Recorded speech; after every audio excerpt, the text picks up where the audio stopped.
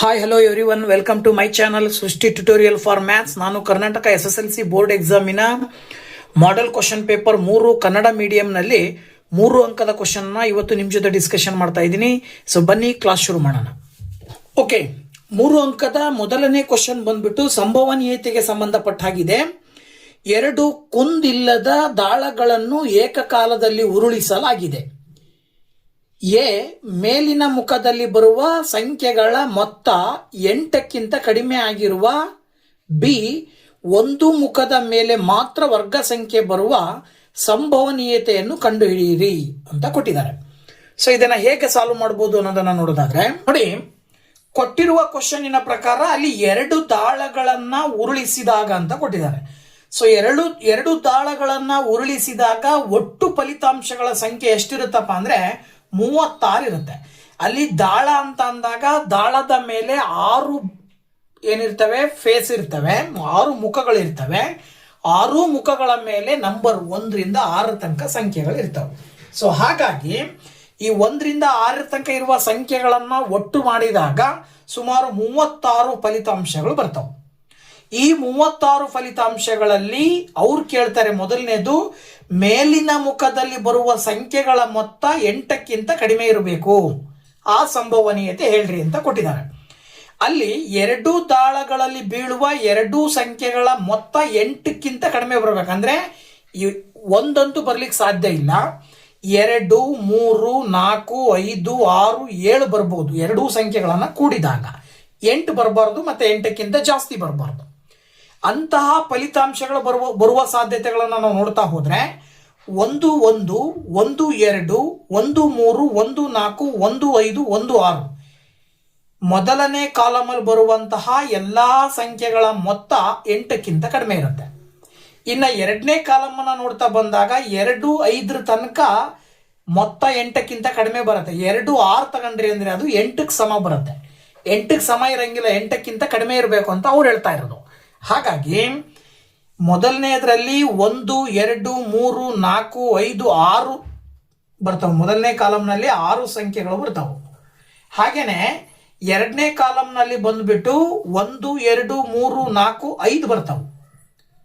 ಹಾಗೇನೆ ಮೂರನೇ ಕಾಲಮ್ಮು 3, 1, 3, 2, 3, 3, 3, 4 ಮುಂದುವರಿಯಕ್ಕೆ ಬರಲ್ಲ. 3, 5, 3, 6 ಬರೋದಿಲ್ಲ. ಹಾಗಾಗಿ ಇಲ್ಲಿ ಎಷ್ಟು ಬಂದವು? 4 ಬಂದವು. ಇನ್ನು ನೆಕ್ಸ್ಟ್ ಕಾಲಮ್ನಲ್ಲಿ 3 ಬರ್ತವೆ. ಅದೇ ರೀತಿ ಅದ್ರ ಮುಂದುವರಿದ ಕಾಲಮ್ನಲ್ಲಿ 2 ಬರ್ತವೆ. ಕೊನೆಯ ಕಾಲಮ್ನಲ್ಲಿ 1 ಬರುತ್ತೆ. ಇವಿಷ್ಟನ್ನ ಕೂಡಿದಾಗ 21 ಬರುತ್ತೆ. ಅಲ್ಲಿಗೆ 21 ಬಾರಿ 2 ದಾಳದ ಮೇಲ್ಮುಖವಾಗಿರುವಂತಹ ಸಂಖ್ಯೆಗಳ ಮೊತ್ತ 8ಕ್ಕಿಂತ ಕಡಿಮೆ ಇರುತ್ತೆ ಅಂತ. ಅದನ್ನ ಸಂಭವನೀಯತೆಯ ರೂಪದಲ್ಲಿ ಬರೀರಿ ಅಂತ ಅಂದಾಗ ಸೂತ್ರ ಬರುತ್ತೆ, P of E is equal to N of E divided by N of S. ಒಟ್ಟು ಫಲಿತಾಂಶವನ್ನ N of S ಅಂತ ಕರಿತೀವಿ. ಇಲ್ಲಿ ಬಂದಿರುವಂತಹ ಫಲಿತಾಂಶಗಳನ್ನ N of E ಅಂತ ಕರಿತೀವಿ. 21 ಡಿವೈಡೆಡ್ ಬೈ 36 ಅಂತ ಹೇಳ್ಬೋದು. ಇದನ್ನ ನೀವು ಸುಲಭ ರೂಪದಲ್ಲಿ ಬರೆದ್ರೆ 3 7 21 ಬರುತ್ತೆ, 3 12 36 ಬರುತ್ತೆ. ಅಲ್ಲಿಗೆ 12ನೇ 7 ಬರುತ್ತೆ ಸಂಭವನೀಯತೆ ಎ ಕ್ವಶನ್ಗೆ.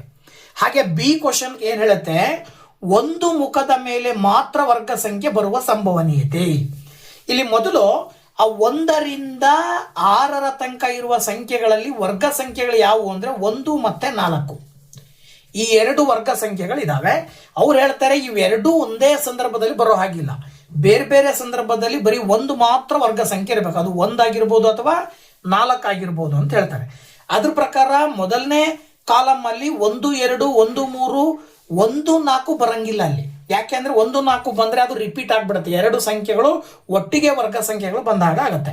ಹಾಗಾಗಿ 1, 5, 1, 6 ಎಷ್ಟು ಬಂದವು ಅಲ್ಲಿಗೆ? 1, 2, 3, 4 ಬಂದವು. ಓಕೆನಾ? 4.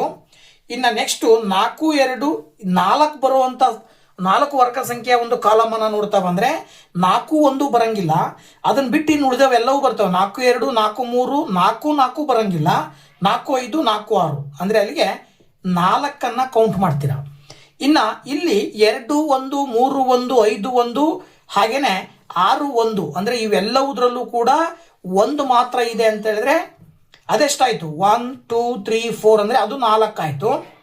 ಇನ್ನು ಕೊನೆಯದಾಗಿ 2 ತಗೊಂಡ್ರೆ 2 4 3 4 5 4 6 4 ಅಂತ ತಗೊಂಡ್ರೆ ಅದು 4 ಬರುತ್ತೆ. ಅಲ್ಲಿಗೆ ಒಟ್ಟು 16 ಆಯ್ತು. ಇದನ್ನೇ ನಾವು ಸಂಭವನೀಯತೆಯ ರೂಪದಲ್ಲಿ ಬರೆದ್ರೆ P of E is equal to N of E by N of S ನ ರೂಪದಲ್ಲಿ ಬರೆದ್ರೆ 16 ಡಿವೈಡೆಡ್ ಬೈ 36 ಬರುತ್ತೆ. ನೋಡಿ 4 4 16 4 9 36 ಅಂತ ಬರೀಬಹುದು. ಸಂಭವನೀಯತೆ ಸುಲಭ ರೂಪದಲ್ಲಿ ಬರೆದಾಗ 9ನೇ 4 ಆಗುತ್ತೆ. ಓಕೆನಾ? ಇನ್ನ ವೃತ್ತಗಳ ಮೇಲಿನ ಪ್ರಮೇಯ 26ನೇ ಕ್ವಶನ್, ಎರಡನೇದು 3 ಅಂಕದ್ದು. ಆ ಒಂದು ಮೊದಲನೇ ಪ್ರಮೇಯ ಏನ್ ಬರುತ್ತೆ, ಎರಡನೇ ಪ್ರಮೇಯ ಏನ್ ಬರುತ್ತೆ, ಬಾಹ್ಯ ಬಿಂದುವಿನಿಂದ ವೃತ್ತಕ್ಕೆ ಎಳೆದ ಸ್ಪರ್ಶಕಗಳ ಉದ್ದವು ಸಮವಾಗಿರುತ್ತದೆ ಎಂದು ಸಾಧಿಸಿ ಅಂತೇಳಿ. ಸೊ ಅದನ್ನ ನಾವು ಪ್ರೂವ್ ಮಾಡ್ಬೇಕಿಲ್ಲಿ. ಓಕೆನಾ? ಅವ್ರು ಹೇಳುವ ಹಾಗೆ ಪ್ರಮೇಯದ ಒಂದು ಸ್ಟೇಟ್ಮೆಂಟ್ ಏನ್ ಹೇಳುತ್ತಪ್ಪ ಅಂದ್ರೆ, ಒಂದು ವೃತ್ತ ಇದೆ, ವೃತ್ತದ ತ್ರಿಜ್ಯ ಅಥವಾ ವೃತ್ತದ ಕೇಂದ್ರ ಓ. ಈ ವೃತ್ತದ ಕೇಂದ್ರ ಓ ಹೊಂದಿರುವಂತಹ ವೃತ್ತದ ಹೊರಭಾಗದಲ್ಲಿ ಒಂದು ಪಾಯಿಂಟ್ ಇದೆ. ಆ ಬಾಹ್ಯ ಬಿಂದುವಿನಿಂದ ವೃತ್ತಕ್ಕೆ 2 ಸ್ಪರ್ಶಕಗಳನ್ನು ಎಳೆಯಲಾಗಿದೆ. ಅವು ಪಿ ಎ ಮತ್ತೆ ಪಿ ಬಿ ಅಂತ. ಇದು ಏನ್ ಕೊಟ್ಟಿರ್ತಕ್ಕಂಥದ್ದು, ಇದು ದತ್ತ. ಇದನ್ನ ಬಳಸ್ಕೊಂಡು ನೀವು ಸಾಧನೆ ಏನ್ ಮಾಡಬೇಕು ಅಂದ್ರೆ, ಆ 2 ಸ್ಪರ್ಶಕಗಳು ಸಮ ಅಂತ ಹೇಳ್ಬೇಕಂದ್ರೆ A P is equal to B P ಅಂತ ಪ್ರೂವ್ ಮಾಡಬೇಕು. ಇದನ್ನ ಪ್ರೂವ್ ಮಾಡ್ಬೇಕಂದ್ರೆ ನೀವೇನ್ ಮಾಡಬೇಕು ಅಂದ್ರೆ, ಓ ಕೇಂದ್ರದಿಂದ ಎಗೆ ಒಂದು ತ್ರಿಜ್ಯವನ್ನ ಎಳಿಬೇಕು. ಈ ರೀತಿ ಲೈನ್ ಅನ್ನ ಎಳ್ಕೋಬೇಕು. ಹಾಗೇನೆ ಓ ಕೇಂದ್ರದಿಂದ ಬಿಗೆ ಒಂದು ತ್ರಿಜ್ಯವನ್ನ ಎಳಿಬೇಕು. ಇದ್ರ ಜೊತೆಗೆ ಬಾಹ್ಯ ಬಿಂದು ಪಿ ನಿಂದ ವೃತ್ತದ ಕೇಂದ್ರ ಓಗೆ ಒಂದು ಗೆರೆಯನ್ನ ಎಳ್ಕೋಬೇಕು. ಹೀಗೆ ಮಾಡಿಕೊಂಡಾಗ ಇಲ್ಲಿ 2 ತ್ರಿಭುಜಗಳ ರಚನೆ ಆಯಿತು. ಒಂದು ತ್ರಿಭುಜ ಎ ಒ ಪಿ, ಇನ್ನೊಂದು ತ್ರಿಭುಜ ಬಿ ಒ ಪಿ ಅಂತಕ್ಕಂಥ 2 ತ್ರಿಭುಜಗಳ ರಚನೆ ಆಯಿತು. ಇದ್ದಷ್ಟನ್ನ ನೀವು ರಚನೆ ಮಾಡ್ಕೊಳ್ಬೇಕು. ಇದನ್ನ ರಚನೆ ಮಾಡ್ಕೊಂಡ ನಂತರದಲ್ಲಿ ಇದನ್ನ ಹೇಗೆ ಪ್ರೂವ್ ಮಾಡೋದು ಅಂತಕ್ಕಂಥದ್ದನ್ನ ನೋಡ್ತಾ ಹೋದ್ರೆ, ನಾವು ತಗೊಂಡಿರುವ ಹಾಗೆ ತ್ರಿಭುಜ ಒ ಎ ಪಿ ಮತ್ತು ತ್ರಿಭುಜ ಒ ಬಿ ಪಿಗಳನ್ನು ಪರಿಗಣಿಸಿದಾಗ ಇಲ್ಲಿ ನಮಗೆ ಗೊತ್ತು, ಇದೇ ವೃತ್ತಗಳು ಪಾಠದ ಮೊದಲನೇ ಪ್ರಮೇಯ ಹೇಳುತ್ತೆ, ಸ್ಪರ್ಶಕ ಮತ್ತು ವೃತ್ತದ ತ್ರಿಜ್ಯಗಳ ನಡುವಿನ ಕೋನವು 90 ಡಿಗ್ರಿ ಇರುತ್ತೆ ಅಂತೇಳಿ. ಯಾವ್ದು ಹೇಳುತ್ತೆ? ಇದೇ ಒಂದು ಪ್ರಮೇಯ, ವೃತ್ತಗಳು ಪಾಠದ ಮೊದಲನೇ ಪ್ರಮೇಯ ಹೇಳುತ್ತೆ. ಹಾಗಾಗಿ ಈ 2 ಕೋನಗಳು 90 ಡಿಗ್ರಿ. ಕೋನ O A P is equal to ಕೋನ O B P is equal to 90 degree. ಯಾವ ಆಧಾರದ ಮೇಲೆ? ತ್ರಿಜ್ಯ ಮತ್ತು ಸ್ಪರ್ಶಕದ ನಡುವಿನ ಕೋನ 90 ಡಿಗ್ರಿ ಇರುತ್ತೆ ಅನ್ನೋದ್ರ ಆಧಾರದ ಮೇಲೆ. ಇನ್ನೇನು ತಗೊಳ್ತೀವಿ ನೀವು? ಈ 2 ತ್ರಿಭುಜಗಳಲ್ಲಿ ಓ ಎಗೆ ಅನುರೂಪ ಬಾಹು ಒ ಬಿ. ಇಲ್ಲಿ ಓ ಎ ಅಂತಕ್ಕಂಥ ಬಾಹುವಿಗೆ ಅನುರೂಪ ಬಾಹು ಒ ಬಿ ಅಂತ ಹೇಳಿದ್ರೆ ಓ ಎ ತ್ರಿಜ್ಯ, ಒ ಬಿನೂ ಕೂಡ ತ್ರಿಜ್ಯ. ಹಾಗಾಗಿ ಓ ಎ ಮತ್ತೆ ಒ ಬಿ ಎರಡೂ ಸಮ ಇರ್ತವೆ, ಒಂದೇ ವೃತ್ತದ ತ್ರಿಜ್ಯಗಳು ಅಂತ ಹೇಳ್ತೀವಿ ನಾವು. ಇನ್ನ ಒ ಪಿ ಅಂತಕ್ಕಂಥದ್ದು ಇದೆಯಲ್ಲ, ಈ ಒ ಪಿ 2 ತ್ರಿಭುಜಗಳಿಗೂ ಕೂಡ ಸಾಮಾನ್ಯವಾಗಿರುವಂತ ಒಂದು ಬಾಹು. ಹಾಗಾಗಿ O P is equal to O P ಅಂತೀವಿ. ಇದು 2 ತ್ರಿಭುಜಗಳಿಗೂ ಸಾಮಾನ್ಯ ಬಾಹು ಆಗಿರುತ್ತೆ. ಇಲ್ಲಿ ಒಂದು ಕೋನ 90 ಡಿಗ್ರಿ ಅಂದ್ರೆ ರೈಟ್ ಆಂಗಲ್, ಒಂದು ವಿಕರ್ಣ ಯಾವುದು ಒ ಪಿ ಅಂತಕ್ಕಂಥದ್ದು, ಇನ್ನೊಂದು ಬಾಹು ಸೈಡ್ ಅಂದ್ರೆ ಆರ್ ಎಚ್ ಎಸ್ ಸಿದ್ಧಾಂತದ ಆಧಾರದ ಮೇಲೆ ತ್ರಿಭುಜ ಒ ಎ ಪಿ ಮತ್ತು ತ್ರಿಭುಜ ಒ ಬಿ ಪಿ ಸರ್ವಸಮ ಅಂತ ಹೇಳ್ತೀವಿ ನಾವು. ಯಾವುದ್ರ ಆಧಾರದ ಮೇಲೆ? ಆರ್ ಎಚ್ ಎಸ್ ಸಿದ್ಧಾಂತದ ಆಧಾರದ ಮೇಲೆ. ಯಾವಾಗ 2 ತ್ರಿಭುಜಗಳು ಸರ್ವಸಮ ಆಗಿರ್ತಾವೋ ಆಗ ಅವುಗಳ ಅನುರೂಪ ಬಾಹುಗಳು ಮತ್ತು ಅನುರೂಪ ಕೋನಗಳು ಸಮ ಇರ್ತವೆ. ಹಾಗಾಗಿ ಮೇಲಿನ ತ್ರಿಭುಜ ಎ ಪಿ, ಅದರ ಅನುರೂಪ ಬಾಹು ಕೆಳಗಿನ ತ್ರಿಭುಜದಲ್ಲಿ ಬಿ ಪಿ. ಹಾಗಾಗಿ ಎ ಪಿ ಮತ್ತು ಬಿ ಪಿಯ ಬೆಲೆಗಳು ಸಮ ಇರ್ತವೆ. ಹಾಗಾಗಿ A P is equal to B P ಅಂತ ಹೇಳ್ತೀವಿ. ಇದನ್ನ ಬರೆಯಕ್ಕೆ ಕಾರಣ ಸರ್ವಸಮ ತ್ರಿಕೋನಗಳ ಅನುರೂಪ ಭಾಗಗಳು ಸಮವಾಗಿರುತ್ತವೆ ಅಂತಕ್ಕಂತಹ CP/CTಯ ಆಧಾರದ ಮೇಲೆ ನಾವು ಇದನ್ನ ಹೇಳಬಹುದು. ಓಕೆನಾ? ನೆಕ್ಸ್ಟ್ 27ನೇ ಕ್ವಶನ್ ಹೇಳುತ್ತೆ, P of X is equal to 6x² minus 7x minus 3. ಈ ವರ್ಗ ಬಹುಪದೋಕ್ತಿಯ ಶೂನ್ಯತೆಗಳನ್ನು ಕಂಡು ಹಿಡಿಯಿರಿ ಹಾಗೂ ಶೂನ್ಯತೆಗಳು ಮತ್ತು ಸಹಗುಣಕಗಳ ನಡುವಿನ ಸಂಬಂಧವನ್ನು ತಾಳೆ ನೋಡಿ ಅಂತ ಕೊಟ್ಟಿದ್ದಾರೆ. ಇದನ್ನ ಹೇಗೆ ಮಾಡಬಹುದು ಅಂತಕ್ಕಂಥದ್ದನ್ನ ನಾವು ನೋಡೋದಾದ್ರೆ, ನೋಡಿ ಅವ್ರು ಕೊಟ್ಟಿರುವ ಹಾಗೆ P of X is equal to 6x² minus 7x minus 3. ಇದನ್ನ ಏನ್ ಮಾಡ್ಬೇಕಂತೆ? ಮೊದಲನೇದಾಗಿ ಇದರ ಶೂನ್ಯತೆಗಳನ್ನ ಕಂಡು ಹಿಡಿಬೇಕು. ಜೊತೆಗೆ ಆ ಶೂನ್ಯತೆಗಳ ಸಹಗುಣಕಗಳನ್ನ ನಡುವಿನ ಇರುವ ಸಂಬಂಧವನ್ನ ತಾಳೆ ನೋಡಬೇಕು. ಹಾಗಾಗಿ ಮೊದಲು ನಾವು ಆ ಶೂನ್ಯತೆಗಳನ್ನು ಕಂಡುಹಿಡಿಬೇಕಾದ್ರೆ ಅಪವರ್ತನ ವಿಧಾನವನ್ನ ಬಳಕೆ ಮಾಡ್ತೀವಿ. ಅಪವರ್ತನ ವಿಧಾನದ ಮೂಲಕ ನಾವು ಶೂನ್ಯತೆಯನ್ನು ಕಂಡುಹಿಡಿಬೇಕು ಅಂತ ಹೇಳಿದ್ರೆ ಎಕ್ಸ್ ಸ್ಕ್ವೇರ್ ನ ಸಹಗುಣಕ ಮತ್ತು ಸಾಮಾನ್ಯ ಸಂಖ್ಯೆಯನ್ನ ಗುಣಾಕಾರ ಮಾಡ್ತೀವಿ. ಗುಣಾಕಾರ ಮಾಡಿದಾಗ -18 ಬರುತ್ತೆ. ಈಗ ನೀವು -18 ಸ್ಪ್ಲಿಟ್ ಮಾಡಿ ಎರಡು ಸಂಖ್ಯೆಗಳನ್ನಾಗಿ ಮಾಡ್ಕೊಳ್ಬೇಕು. ನೀವು ತಗೊಳ್ಳೋ ಎರಡು ಸಂಖ್ಯೆಗಳನ್ನ ಗುಣಾಕಾರ ಮಾಡಿದ್ರೆ -18 ಬರಬೇಕು. ಎರಡು ಸಂಖ್ಯೆಗಳನ್ನ ಕೂಡಿದ್ರೆ ಅಥವಾ ಕಳೆದ್ರೆ ಎಕ್ಸ್ ನ ಸಹಗುಣಕ ಬರಬೇಕು. ಹಾಗೆ ಮಾಡಿದಾಗ 9 2 18 ತಗೊಳ್ಬಹುದು. ಚಿಹ್ನೆ ಮೈನಸ್ ಇರೋದ್ರಿಂದ ದೊಡ್ಡ ಸಂಖ್ಯೆಗೆ ಮೈನಸ್ ತಗೊಂಡ್ರೆ -7 ಬರುತ್ತೆ. ಹಾಗಾಗಿ -7x ಅನ್ನ ನಾವು -9x + 2x ಅಂತ ಹೇಳಿ ಬರ್ಕೊಂಡಾಗ ಮೊದಲಿಗಿದ್ದಂತ 3 ಟರ್ಮ್ ಈಗ 4 ಟರ್ಮ್ಗಳಾದವು, ಅಂದ್ರೆ 4 ಪದಗಳಾದವು. ಈ 4 ಪದಗಳಲ್ಲಿ ಎರಡೆರಡು ಪದಗಳ ಒಂದೊಂದು ಜೋಡಿ ಮಾಡಿ ಆ ಎರಡೂ ಪದಗಳಲ್ಲೂ ಸಾಮಾನ್ಯವಾಗಿರುವಂತಹ ಅಪವರ್ತನಗಳನ್ನು ತಗೊಂಡಾಗ ಇವೆರಡರಲ್ಲೂ 3 ಮತ್ತೆ x ಸಾಮಾನ್ಯವಾಗಿದೆ. ಸೊ 3x ಅನ್ನ ಹೊರಗಡೆ ತೆಗೆದ್ರೆ 2x - 3 ಉಳಿತದೆ. ಇವೆರಡರಲ್ಲೂ ಒಂದು ಕಾಮನ್ ಆಗಿದೆ ಅಂದ್ರೆ 2x - 3 = 0 ಅಂತ ಹೇಳಬಹುದು. ಈಗ 2x - 3 ಅನ್ನೋದು ಎರಡೂ ಅಪವರ್ತನಗಳಲ್ಲೂ ಸಾಮಾನ್ಯವಾಗಿರುವಂತದ್ದು. ಇನ್ನು ಇಲ್ಲಿ 3x ಉಳಿತು, ಇಲ್ಲಿ +1 ಉಳಿತು. ಈಗ ಸಿಕ್ಕಂತ ಎರಡು ಅಪವರ್ತನಗಳ ಶೂನ್ಯತೆ ಕಂಡುಹಿಡಿಬೇಕಾಗಿರೋದ್ರಿಂದ ಪ್ರತಿ ಅಪವರ್ತನಗಳನ್ನ =0 ಅಂತ ತಗೊಳ್ರಿ. ಅದ್ರ ಪ್ರಕಾರ 2x - 3 = 0 ಇದ್ದಿದ್ದು -3 ಆ ಕಡೆ ಹೋದ್ರೆ +3 ಆಗತ್ತೆ, 2 ಆ ಕಡೆ ಹೋದ್ರೆ 3/2 ಆಗತ್ತೆ. ಹಾಗೇನೆ 3x + 1 = 0 ಇದ್ದಿದ್ದು +1 ಆ ಕಡೆ ಹೋದ್ರೆ -1 ಆಗತ್ತೆ, 3 ಆ ಕಡೆ ಕಳಿಸಿದ್ರೆ -1/3 ಆಗತ್ತೆ.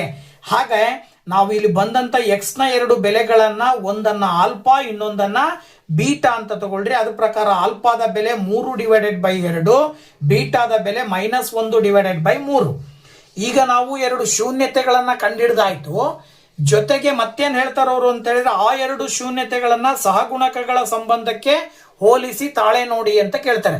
ಸಹಗುಣಕಗಳ ಸಂಬಂಧಕ್ಕೆ ಹೋಲಿಸಬೇಕಂದ್ರೆ ನಾವು ವರ್ಗ ಸಮೀಕರಣದ ಮೂಲ ರೂಪವನ್ನ ಬರ್ಕೊಳ್ತೀವಿ. ವರ್ಗ ಸಮೀಕರಣದ ಮೂಲ ರೂಪದಲ್ಲಿರುವ ಎ ಬಿ ಸಿ ಗಳ ಬೆಲೆಗಳನ್ನ ಕೊಟ್ಟಿರುವ ಸಮೀಕರಣಕ್ಕೆ ಹೋಲಿಕೆ ಮಾಡಿದಾಗ ಎ ಅಂತ ಹೇಳಿದ್ರೆ 6, ಬಿ ಅಂತ ಹೇಳಿದ್ರೆ -7, ಸಿ ಅಂತ ಹೇಳಿದ್ರೆ -3. ನಮಗೆ ಗೊತ್ತಿರ್ತಕ್ಕಂಥದ್ದು ಬಹುಪದೋಕ್ತಿಯ ಶೂನ್ಯತೆಗಳ ಮೊತ್ತ ಮತ್ತು ಬಹುಪದೋಕ್ತಿಯ ಶೂನ್ಯತೆಗಳ ಗುಣಲಬ್ಧಗಳಿಗೆ ಸೂತ್ರಗಳು ಬರ್ತಾವೆ. ಬಹುಪದೋಕ್ತಿಯ ಶೂನ್ಯತೆಗಳ ಮೊತ್ತ ಆಲ್ಫಾ + ಬೀಟಾ = -b/a ಅಂತ ಕರೆದ್ರೆ ಶೂನ್ಯತೆಗಳ ಗುಣಲಬ್ಧ ಆಲ್ಫಾ × ಬೀಟಾ = c/a ಅಂತಕ್ಕಂಥ ಸೂತ್ರವನ್ನ ಬಳಸ್ತೀವಿ. ನಿಮಗೆ ಇಲ್ಲಿ ಆಲ್ಫಾದ ಬೆಲೆ ಮತ್ತು ಬೀಟಾದ ಬೆಲೆ ಏನ್ ತಗೊಂಡಿದ್ದೀರಿ ಅದನ್ನೇ ಇಲ್ಲಿ ನೀವು ಹಾಕಿದಾಗ ಆಲ್ಫಾ ಅಂದ್ರೆ 3/2 ಪ್ಲಸ್ ಬೀಟಾ ಅಂದ್ರೆ -1/3 ಮೈನಸ್ ಬಿ ಅಂತ ಹೇಳಿದ್ರೆ -7/6 ಅಂತ ತಗೊಳ್ತೀರಾ. ಈಗ ಇವು 2 ಮತ್ತು 3ಕ್ಕೆ ಲಾಸ ತಗೊಂಡ್ರೆ 6 ಬರುತ್ತೆ. ಹಾಗಾಗಿ ನೀವು 3 × 9 -2 1 2 ಇಲ್ಲಿ ಮೈನಸ್ ಇಂಟು ಮೈನಸ್ ಪ್ಲಸ್ ಆಗುತ್ತೆ 7/6. ಮುಂದಿನ ಹಂತದಲ್ಲಿ 9ರಲ್ಲಿ 2 ಕಳೆದ್ರೆ 7 ಬರುತ್ತೆ. ಇಲ್ಲಿ ನೋಡಿದಾಗ ಎಡಭಾಗ ಮತ್ತು ಬಲಭಾಗ ಎರಡೂ ಕಡೆ ಸಮ ಬರ್ತಾ ಇದೆ ಅಂದ್ರೆ ನಾವು ತಗೊಂಡಿರ್ತಕ್ಕಂತಹ ಮೂಲಗಳು ಆ ಶೂನ್ಯತೆಗಳ ಮೊತ್ತ ಬೆಲೆ ಏನು ಬರ್ತಾ ಇದೆ ಅದು ಸರಿ ಇದೆ ಅಂತ ಅರ್ಥ. ಅದನ್ನ ಗುಣಲಬ್ಧಕ್ಕೂ ಕೂಡ ಅಪ್ಲೈ ಮಾಡಿದಾಗ ಬಹುಪದೋಕ್ತಿಯ ಶೂನ್ಯತೆಗಳ ಗುಣಲಬ್ಧ c/a ಅಂತಕ್ಕಂಥದ್ದಿದೆ. ಆಲ್ಫಾ × ಬೀಟಾ = c/a ಅಂತ ಹೇಳ್ತೀವಿ. ಆಲ್ಫಾದ ಬೆಲೆ 3/2 × -1/3 ಸಿ ಅಂದ್ರೆ -3/a ಅಂತ ಹೇಳಿದ್ರೆ 6. ಈಗ ನೀವು ಇಲ್ಲಿ ನೋಡಿದ್ರೆ 3 ಕ್ಯಾನ್ಸಲ್ ಆಗುತ್ತೆ, -1/2 ಉಳ್ಕೊಳ್ಳುತ್ತೆ. ಈ ಕಡೆನೂ ಅಷ್ಟೇ 3 1 3 2 ಮಾಡಿದ್ರೆ -1/2. ಎಡಭಾಗ ಮತ್ತು ಬಲಭಾಗ ಸಮ ಇದೆ ಅಂತೇಳಿ ನಾವು ಸುಲಭವಾಗಿ ಹೇಳಬಹುದು. 27ನೇ ಕ್ವಶನ್ ಅಲ್ಲಿ ಇನ್ನೊಂದು ಆಪ್ಷನಲ್ ಆಗಿ ಕೊಟ್ಟಿದ್ದಾರೆ. ಇನ್ನೊಂದು ಕ್ವಶನ್ ಬಂದ್ಬಿಟ್ಟು ಅದು ಕೂಡ ವರ್ಗ ಸಮೀಕರಣಕ್ಕೆ ಸಂಬಂಧಪಟ್ಟಿದ್ದು. ಚಿತ್ರ ಕೊಟ್ಟಿದ್ದಾರೆ, ಚಿತ್ರ ಗ್ರಾಫ್ ಇದೆ. ಗ್ರಾಫ್ ಅಲ್ಲಿರುವಂತಹ ಗ್ರಾಫ್ ಅನ್ನ ನೋಡ್ಬಿಟ್ಟು ನೀವೇನ್ ಮಾಡ್ಬೇಕಂತೆ ಬಹುಪದೋಕ್ತಿಯ ಮಹತ್ತಮ ಘಾತ ಎಷ್ಟು ಬರುತ್ತೆ ಅಂತ ಹೇಳಬೇಕು. ಜೊತೆಗೆ ಅದರ ಶೂನ್ಯತೆಗಳನ್ನ ಗುರುತಿಸ್ಬೇಕು. ಇಲ್ಲೇ ಕೊಟ್ಬಿಟ್ಟಿದ್ದಾರೆ. ಅದರ ಶೂನ್ಯತೆಗಳನ್ನ ಗುರುತಿಸಿ ಅದರಿಂದ ಬಹುಪದೋಕ್ತಿಯನ್ನ ನೀವೇ ತಯಾರು ಮಾಡ್ರಿ ಅಂತ ಕೊಟ್ಟಿದ್ದಾರೆ. ಇಲ್ಲಿ ನಾವು 2 ಉತ್ತರಕ್ಕೆ ಆನ್ಸರ್ ಗ್ರಾಫ್ ಮುಖಾಂತರನೇ ಹೇಳ್ಬಿಡ್ತೀವಿ. ಏನು, ಈ ಗ್ರಾಫ್ ಅಲ್ಲಿ ಎಕ್ಸ್ ಅಕ್ಷದ ಮೇಲೆ ಗೆರೆ ಎಷ್ಟು ಬಾರಿ ಪಾಸ್ ಆಗಿದೆಯೋ ಅವುಗಳನ್ನ ನಾವು ಒಟ್ಟು ಶೂನ್ಯತೆಗಳು ಅಂತ ಕೌಂಟ್ ಮಾಡ್ತೀವಿ. ಅಲ್ಲಿ 2 ಬಾರಿ ಪಾಸ್ ಆಗಿದೆ ಅಂದ್ರೆ ಇಲ್ಲಿ 2 ಶೂನ್ಯತೆಗಳು ಬರ್ತಾವೆ. 2 ಶೂನ್ಯತೆಗಳು ಬರ್ತವೆ ಅಂದ್ರೆ ಅದರ ಘಾತ ಮಹತ್ತಮ ಘಾತ 2 ಅಂತ ಹೇಳ್ಬಹುದು. ಆ ಎರಡು ಶೂನ್ಯತೆಗಳು ಯಾವುವು ಅಂತ ಹೇಳಿದ್ರೆ ಇಲ್ಲಿ -3ರ ಮುಖಾಂತರ ಪಾಸ್ ಆಗಿರೋದ್ರಿಂದ ಒಂದು -3, ಇನ್ನೊಂದು ಬಂದ್ಬಿಟ್ಟು 1 ಅಂತ ನಾವು ಹೇಳ್ಬೋದು. ಓಕೆನಾ? ಹಾಗಾಗಿ ಚಿತ್ರದಲ್ಲಿ ಕೊಟ್ಟಿರುವಂತೆ ಎಕ್ಸ್ ಅಕ್ಷದ ಮೇಲೆ 2 ಬಾರಿ ಹಾದು ಹೋಗಿದೆ. ಆದ್ದರಿಂದ ಈ ಬಹುಪದೋಕ್ತಿಯಲ್ಲಿ 2 ಶೂನ್ಯತೆಗಳಿವೆ. ಸೊ ಇದನ್ನ ನಾವೇನ್ ಹೇಳ್ಬೋದು, ಬಹುಪದೋಕ್ತಿಯ ಮಹತ್ತಮ ಘಾತ ಅಥವಾ ಡಿಗ್ರಿ 2 ಅಂತೇಳಿ ಹೇಳ್ಬೋದು. ಇನ್ನೊಂದು, ಆ ನಕ್ಷೆಯ ಆಧಾರದ ಮೇಲೆ ಶೂನ್ಯತೆಗಳನ್ನ ನಾವು ಗುರುತು ಮಾಡೋದಾದ್ರೆ ಒಂದು -3, ಇನ್ನೊಂದು 1 ಅಂತೇಳಿ. ಆ 2 ಶೂನ್ಯತೆಗಳನ್ನ ಒಂದು ಆಲ್ಫಾ ಇನ್ನೊಂದು ಬೀಟಾ ಅಂತ ನಾವು ತಗೊಂಡ್ರಿ ಅಂತ ಹೇಳಿದ್ರೆ, ಈ ಆಲ್ಫಾ ಮತ್ತು ಬೀಟಾದ ಬೆಲೆ ಕೊಟ್ಟ ಮೇಲೆ ಬಹುಪದೋಕ್ತಿಯನ್ನ ನಾವೇ ರಚನೆ ಮಾಡಬೇಕು ಅಂದ್ರೆ ಒಂದು ಸೂತ್ರ ಬರುತ್ತೆ. ಏನಪ್ಪ ಸೂತ್ರ ಅದು ಅಂದ್ರೆ P of x is equal to x² minus of alpha plus beta into x plus alpha into beta ಎನ್ನುವ ಸೂತ್ರವನ್ನ ಬಳಸಬೇಕು. ಈ ಸೂತ್ರಕ್ಕೆ ನಾವು ವ್ಯಾಲ್ಯೂಗಳನ್ನ ಹಾಕಿದಾಗ ಆಲ್ಫಾ ಪ್ಲಸ್ ಬೀಟಾ ಅಂದ್ರೆ -3 plus 1 into X plus alpha into beta ಅಂದ್ರೆ -3 ಇಂಟು 1. ಈಗ ಇಲ್ಲಿ -3ರಲ್ಲಿ 1 ಕಳೆದ್ರೆ -2 ಬರುತ್ತೆ, ಪ್ಲಸ್ ಇಂಟು ಮೈನಸ್ ಮೈನಸ್ 3 ಅಂದ್ರೆ 3. ಇಲ್ಲೂ ಕೂಡ ಮೈನಸ್ ಇಂಟು ಮೈನಸ್ ಪ್ಲಸ್ ಆಗತ್ತೆ, 2 ಇಂಟು ಎಕ್ಸ್ 2x. ಅಲ್ಲಿಗೆ ಅವ್ರು ಕೇಳಿರುವ ಬಹುಪದೋಕ್ತಿಯ ರಚನೆಯಾಗಿದೆ. ಏನಪ್ಪಾ ಅಂದ್ರೆ P of x is equal to x² plus 2x minus 3 ಅಂತ ಹೇಳಿ ನಾವು ಹೇಳ್ಬೇಕಾಗತ್ತೆ. ನೆಕ್ಸ್ಟ್ 28ನೇ ಪ್ರಶ್ನೆ ಬಂದ್ಬಿಟ್ಟು PQR ಒಂದು ಸಮದ್ವಿಬಾಹು ತ್ರಿಭುಜ ಮತ್ತು PQ is equal to PR ಆಗಿದೆ. ಕೋನ P ಯ ಕೋನಾರ್ಧಕ ರೇಖೆಯು QR ಬಾಹುವನ್ನು O ಬಿಂದುವಿನಲ್ಲಿ ಸಂಧಿಸುತ್ತದೆ. ಹಾಗಾದರೆ OQ/OR is equal to 1 ಎಂದು ಸಾಧಿಸಿ. ಸೊ 28ನೇ ಕ್ವಶನ್ ಹೇಳುವ ಹಾಗೆ ನಾವು ಒಂದು ತ್ರಿಭುಜದ ರಚನೆ ಮಾಡ್ಕೊಂಡಿವೆ ಅಂದ್ರೆ PQR ಎನ್ನುವಂತ ತ್ರಿಭುಜದಲ್ಲಿ P ನ ಕೋನಾರ್ಧಕ PO, ಈ PO ಅನ್ನೋದು QR ನ ಮೇಲೆ ಛೇದಿಸಿದೆ ಅಂತ ಕೊಟ್ಟಿದ್ದಾರೆ. ಈಗ ಈ ಚಿತ್ರವನ್ನ ನೋಡಿದಾಗ ನಮಗೇನ್ ಅನಿಸ್ತಾ ಇದೆ ಅಂದ್ರೆ ಅವರೇ ಕೊಟ್ಟಿದ್ದಾರೆ PQ ಮತ್ತೆ PR ಸಮ ಅಂತ. ಇನ್ನ PO ಅನ್ನೋದು P ನ ಕೋನಾರ್ಧಕ ರೇಖೆ. ಅಲ್ಲಿಗೆ ನಾವಿಲ್ಲಿ 2 ತ್ರಿಭುಜಗಳನ್ನು ಆಯ್ಕೆ ಮಾಡ್ಕೊಂಡಿವೆ ಅಂದ್ರೆ ತ್ರಿಭುಜ POQ ಮತ್ತು ತ್ರಿಭುಜ POR. ತ್ರಿಭುಜ POQ ಮತ್ತು ತ್ರಿಭುಜ POR ನಲ್ಲಿ ಅವರೇ ಕೊಟ್ಟಿರುವ ಹಾಗೆ PQ ಮತ್ತೆ PR ಸಮ. ಇನ್ನೊಂದು ಏನಪ್ಪಾ ಅಂತ ಹೇಳಿದ್ರೆ PO ಅನ್ನುವಂತ ಕೋನಾರ್ಧಕವನ್ನ ಎಳೆದಾಗ ಈ PO ಎನ್ನುವಂಥದ್ದು ಹೊಸದಾಗಿ ರಚನೆಯಾದ 2 ತ್ರಿಭುಜಗಳ ಸಾಮಾನ್ಯ ಬಾಹು ಆಗಿರುತ್ತೆ. ಹಾಗಾಗಿ OP is equal to OP ಅಂತ ಕರಿತೀವಿ. ಇನ್ನೊಂದು ವಿಶೇಷ ಏನಪ್ಪಾ ಅಂದ್ರೆ ಇದು ಕೋನಾರ್ಧಕ ಆಗಿದೆ ಅಂತ ಹೇಳಿದ್ರೆ ಇದರ ಅರ್ಥ ತ್ರಿಭುಜದ ಈ 2 ಕೋನಗಳು ಸಮ ಇರ್ತವೆ. ಅಂದ್ರೆ ಕೋನ QPO is equal to ಕೋನ RPO ಆಗಿರುತ್ತೆ. ಕಾರಣ ಇಷ್ಟೇ, PO P ನ ಕೋನಾರ್ಧಕವಾಗಿದೆ ಅಂತ ಹೇಳ್ತೀವಿ ನಾವು. ಇದರ ಆಧಾರದ ಮೇಲೆ ಇಲ್ಲಿರುವ 2 ತ್ರಿಭುಜಗಳು ಕೂಡ ಏನಾಗಿದ್ದಾವೆ, ಅನುರೂಪವಾಗಿದ್ದಾವೆ ಅಂತ ಹೇಳ್ಬೋದು ನಾವು. ತ್ರಿಭುಜ POQ ಅನುರೂಪ ತ್ರಿಭುಜ POR. ಯಾವಾಗ 2 ತ್ರಿಭುಜಗಳು ಅನುರೂಪವಾಗಿರ್ತವೋ ಆ 2 ತ್ರಿಭುಜದ ಅನುರೂಪ ಬಾಹುಗಳು ಸಮಾನುಪಾತದಲ್ಲಿರ್ತವೆ ಅಂತ ಹೇಳಿ ತೇಲ್ಸ್ನ ಪ್ರಮೇಯ ಹೇಳುತ್ತೆ. ಅದರ ಆಧಾರದ ಮೇಲೆ PQಗೆ ಅನುರೂಪ ಬಾಹು PR is equal to OQಗೆ ಅನುರೂಪ ಬಾಹು OR. ನಮಗೂ ಗೊತ್ತು PQ/PQ ಅಂತ ಯಾಕೆ ತಗಂತೀವಿ ಅಂದ್ರೆ ಅವರೇ ಹೇಳಿದ್ದಾರೆ PQ ಮತ್ತೆ PR 2 ಸಮ ಅಂತ ಹೇಳಿ. ಹಾಗಾಗಿ PQ/PR ನಾವು PQ ಅಂತ ತಗೊಂಡ್ರಿ ಅಂದ್ರೆ PQ ಕ್ಯಾನ್ಸಲ್ ಆಗತ್ತೆ. ಇಲ್ಲಿ ಉಳಿಯೋದು ಉತ್ತರ 1. ಅವ್ರು ನಿಮಗೆ ಕೇಳಿರೋದು OQ/OR is equal to 1 ಎಂದು ಸಾಧಿಸಿ ಅಂತೇಳಿ. ನಮಗಿಲ್ಲೂ ಕೂಡ OQ/OR ನ ಬೆಲೆ 1 ಅಂತ ಬರ್ತಾ ಇದೆ. ಓಕೆನಾ? ಹಾಗೆ 28ನೇ ಕ್ವಶನ್ ಆಪ್ಷನಲ್ ಆಗಿರ್ತಕ್ಕಂಥದ್ದು ಇನ್ನೊಂದು ನೋಡೋದಾದ್ರೆ ABCD ಒಂದು ಸಮಾಂತರ ಚತುರ್ಭುಜ. BCಯ ಮೇಲೆ ಈ ಒಂದು ಬಿಂದು ಕರ್ಣ BDಯು A ಮತ್ತು E ಗಳನ್ನು ಸೇರಿಸುವ ರೇಖೆಯನ್ನು F ನಲ್ಲಿ ಛೇದಿಸುತ್ತದೆ. DF into EF is equal to FB into FA ಎಂದು ಸಾಧಿಸಿ ಅಂತ ಕೊಟ್ಟಿದ್ದಾರೆ. ಇದರ ಆಧಾರದ ಮೇಲೆ ನಾವು ಚಿತ್ರವನ್ನ ರಚನೆ ಮಾಡಿಕೊಂಡು ಇದನ್ನ ನಾವು ಏನ್ ಮಾಡಬೇಕಾಗತ್ತೆ, ಸಾಧನೆ ಮಾಡಬೇಕಾಗತ್ತೆ. ಸೊ ನೋಡಿ, ನಾವು ಪ್ರಶ್ನೆ ಹೇಳುವ ಹಾಗೆ ಒಂದು ತ್ರಿಭುಜ ಸಮಾಂತರ ಚತುರ್ಭುಜ ABCD ನಲ್ಲಿ ಇ ಎನ್ನುವಂಥದ್ದು BCಯ ಮೇಲಿದೆ.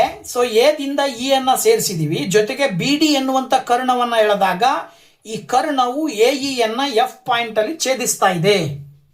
ಹಾಗಿದ್ದ ಮೇಲೆ ನೀವೇನ್ ಪ್ರೂವ್ ಮಾಡ್ಬೇಕಂತೆ, DF into EF is equal to FA into FB ಅಂತ ಪ್ರೂವ್ ಮಾಡ್ರಿ ಅಂತ ಕೊಟ್ಟಿದ್ದಾರೆ. ಇದನ್ನ ಹೇಗೆ ಮಾಡಬಹುದು ಅನ್ನೋದನ್ನ ನೋಡೋದಾದ್ರೆ ಅವರೇ ಹೇಳಿರುವ ಹಾಗೆ ಇದು ಒಂದು ಸಮಾಂತರ ಚತುರ್ಭುಜ ಅಂತ ಹೇಳಿದ್ರೆ ಎ ಡಿ ಮತ್ತೆ ಬಿ ಸಿ ಏನಾಗಿರ್ತವೆ, ಸಮಾಂತರವಾಗಿರ್ತವೆ. ಹಾಗೇನೆ ಎ ಬಿ ಮತ್ತೆ ಸಿ ಡಿ ಸಮಾಂತರವಾಗಿರ್ತವೆ.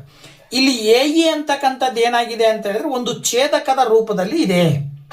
ಹಾಗಿದ್ಮೇಲೆ ಈಗ ನಾವೇನ್ ಮಾಡ್ಬೇಕಂದ್ರೆ ಈ ತ್ರಿಭುಜ ಮತ್ತು ಇನ್ನೊಂದು ಈ ತ್ರಿಭುಜವನ್ನ ಕನ್ಸಿಡರ್ ಮಾಡಿದ್ರೆ ತ್ರಿಭುಜ ಎ ಡಿ ಎಫ್ ಮತ್ತು ತ್ರಿಭುಜ ಬಿ ಡಿ ಎಫ್ ಅಥವಾ ಇ ಬಿ ಎಫ್ ಅನ್ನ ತಗೊಂಡಾಗ ಇಲ್ಲಿ ಎ ಡಿ ಮತ್ತು ಬಿ ಸಿ ಎರಡೂ ಕೂಡ ಸಮಾಂತರವಾಗಿದ್ದಾವೆ ಅಂದ್ರೆ ಅಲ್ಲಿ ಪರ್ಯಾಯ ಕೋನಗಳು ಬರ್ತವೆ ಎರಡು. ಯಾವ್ದ್ಯಾವ್ದು ಅಂದ್ರೆ ಡಿ ಎ ಎಫ್ ಅನ್ನುವಂತದ್ದಕ್ಕೆ ಪರ್ಯಾಯ ಕೋನ ಯಾವ್ದಾಗತ್ತೆ, ಬಿಇ ಎಫ್ ಆಗತ್ತೆ. ಹಾಗೇನೆ ಎ ಡಿ ಎಫ್ ಗೆ ಪರ್ಯಾಯ ಕೋನ ಯಾವ್ದಾಗತ್ತೆ, ಇ ಬಿ ಎಫ್. ಇವುಗಳು ಸಮ ಇರ್ತವೆ. ಅಂದ್ರೆ D A F is equal to BE F, ಹಾಗೇನೆ A D F is equal to E B F. ಅವು ಪರ್ಯಾಯ ಕೋನಗಳಾಗಿರೋದ್ರಿಂದ ಪರ್ಯಾಯ ಕೋನಗಳು ಸಮವಾಗಿರುತ್ತವೆ. ಈ ಎರಡು ಕೋನಗಳು ಸಮ ಇದ್ದಾವೆ ಅಂದ್ರೆ ಎ ನಿರ್ಧಾರಕ ಗುಣಲಕ್ಷಣದ ಆಧಾರದ ಮೇಲೆ ಈ ಎರಡು ತ್ರಿಭುಜಗಳು ಅನುರೂಪವಾಗಿದ್ದಾವೆ ಅಂತ ಹೇಳ್ತೀವಿ ನಾವು. ಯಾವಾಗ ತ್ರಿಭುಜಗಳು ಅನುರೂಪವಾಗಿರ್ತವೋ ಅವುಗಳ ಅನುರೂಪ ಬಾಹುಗಳು ಸಮಾನುಪಾತದಲ್ಲಿರ್ತವೆ ಅಂತ ತಗೊಂಡ್ರೆ ಡಿ ಎಫ್ ಗೆ ಅನುರೂಪ ಬಾಹು ಎಫ್ ಬಿ.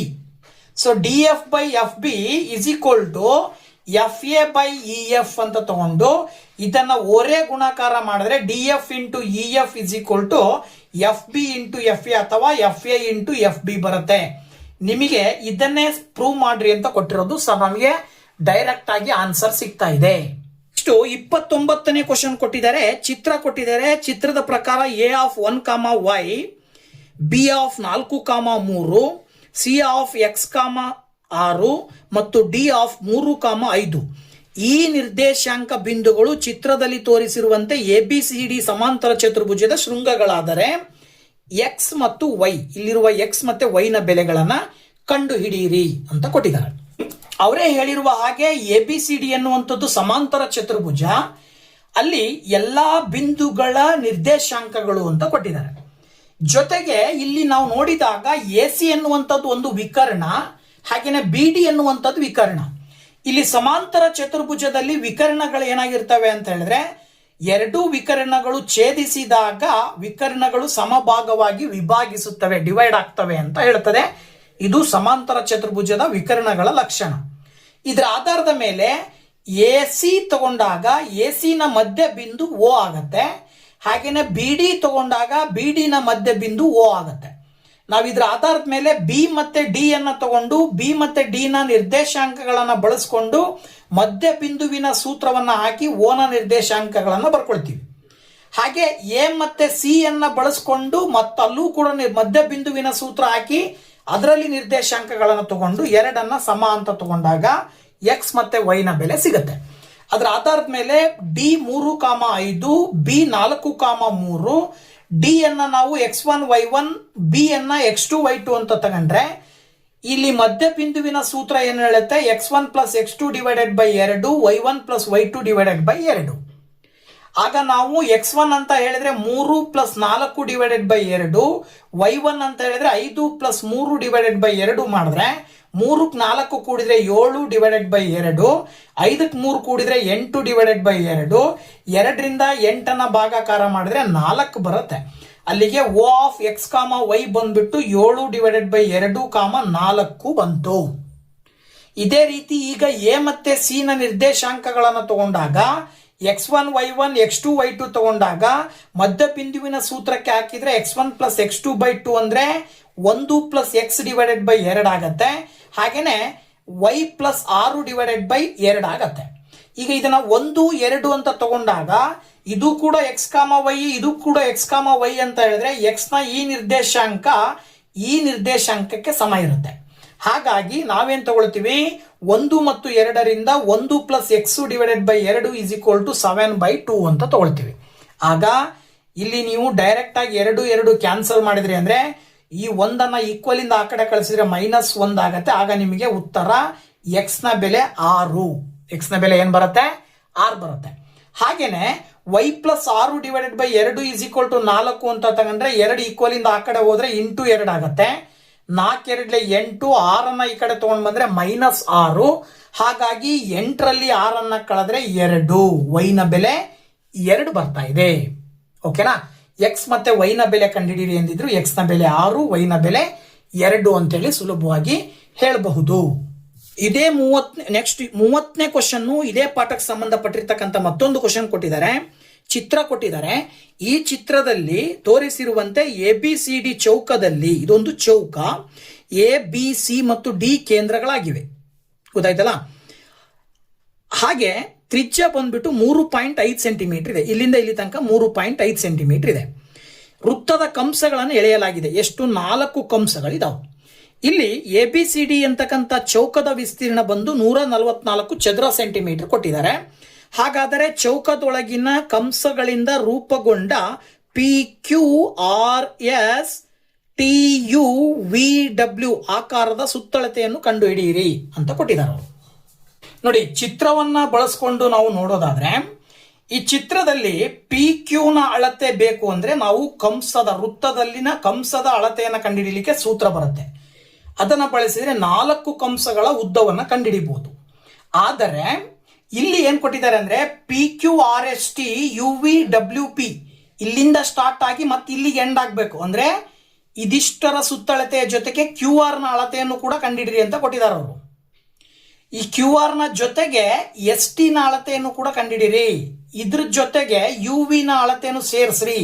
ಹಾಗೆ WP ನ ಸುತ್ತಳತೆಯನ್ನು ಕೂಡ ಸೇರಿಸ್ರಿ.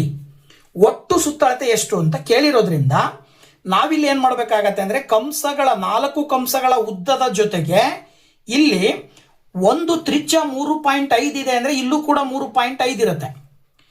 ಚೌಕದ ಸುತ್ತಳತೆ ಕೊಟ್ಟಿದ್ದಾರೆ, ಚೌಕದ ವಿಸ್ತೀರ್ಣ ಕೊಟ್ಟಿದ್ದಾರೆ 144 ಚದರ ಸೆಂಟಿಮೀಟರ್. ಅದನ್ನ ಬಳಸ್ಕೊಂಡು ಈ ಚೌಕದ ಪ್ರತಿ ಬಾಹುವಿನ ಉದ್ದ ಎಷ್ಟು ಅಂತ ಕಂಡುಹಿಡಿಬಹುದು ನಾವು.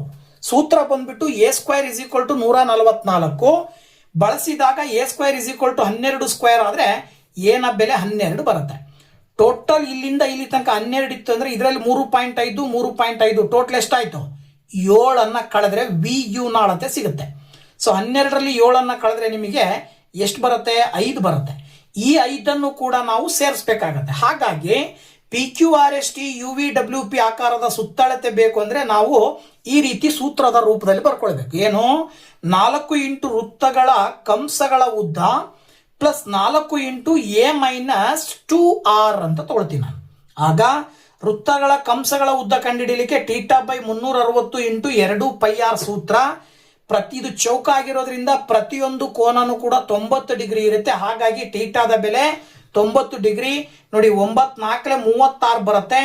4 ಕ್ಯಾನ್ಸಲ್ ಆಗತ್ತೆ. ಇಲ್ಲಿ ಏನಾಗತ್ತೆ ಅಂದ್ರೆ 2ರಿಂದ 3.5 ಗುಣಿಸಿದ್ರೆ 7 ಬರುತ್ತೆ. 7 ಕ್ಯಾನ್ಸಲ್ ಮಾಡಬಹುದು. ಗೊತ್ತಾಯ್ತಲ್ವಾ? 7 ಕ್ಯಾನ್ಸಲ್ ಮಾಡಿದ್ರೆ ಇಲ್ಲಿ ಇಷ್ಟರಲ್ಲಿ 22 ಉಳಿತು. 2 ಇಂಟು 3.5 ಮಾಡಿದ್ರೆ 7 ಬರುತ್ತೆ. 12ರಲ್ಲಿ 7 ಕಳೆದ್ರೆ 5 ಬರುತ್ತೆ. ಇಂಟು 4 ಮಾಡಿದ್ರೆ 20. ಟೋಟಲ್ ಅಲ್ಲಿಗೆ 42 ಸೆಂಟಿಮೀಟರ್ ಏನಾಗಿರುತ್ತೆ ಅಂದ್ರೆ PQRST UVWP ಆಕಾರದ ಸುತ್ತಳತೆ ಆಗಿರುತ್ತೆ. ಓಕೆನಾ? ಈ ಒಂದು ವಿಡಿಯೋದಲ್ಲಿ 3 ಅಂಕದ ಕೆಲವು ಕ್ವಶನ್ ಅನ್ನ ನಿಮ್ ಜೊತೆ ಡಿಸ್ಕಷನ್ ಮಾಡಿದ್ದೀನಿ. ಉಳಿದ 3 ಅಂಕದ ಕ್ವಶನ್ ಜೊತೆಗೆ 4 ಅಂಕದ ಕ್ವಶನ್ ಅನ್ನ ಸಾಲ್ವ್ ಮಾಡ್ಲಿಕ್ಕೆ ಮುಂದಿನ ವಿಡಿಯೋದಲ್ಲಿ ಬರ್ತೀನಿ. ಅಲ್ಲಿ ತನಕ ವೇಟ್ ಮಾಡ್ತಾ ಇರಿ ಅಂತ ಹೇಳ್ತಾ thank you very much. Bye bye.